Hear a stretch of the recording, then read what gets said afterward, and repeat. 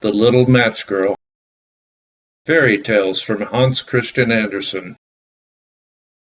It was late on a bitterly cold, snowy New Year's Eve. A poor little girl was wandering in the dark, cold streets. She was bareheaded and barefooted. She certainly had had slippers on when she left home, but they were not much good, for they were so huge. They had last been worn by her mother, and they fell off the poor little girl's feet when she was running across the street to avoid two carriages that were rolling rapidly by. One of the shoes could not be found at all, and the other was picked up by a boy who ran off with it,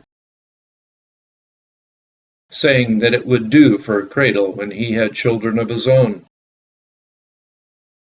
So the poor little girl had to go on with her little bare feet, which were red and blue with the cold.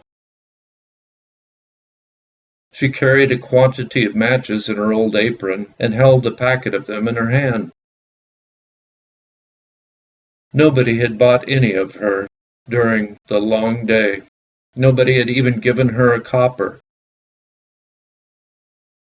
The poor little creature was hungry and perishing with cold, and she looked a picture of misery.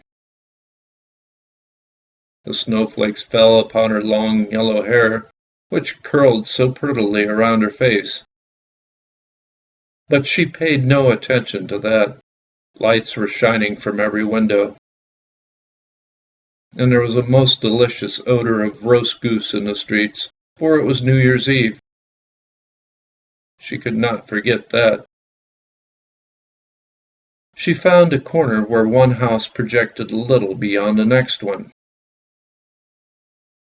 and here she crouched, drawing up her feet under her, but she was colder than ever. She did not dare go home, for she had not sold any matches, and had not earned a single penny.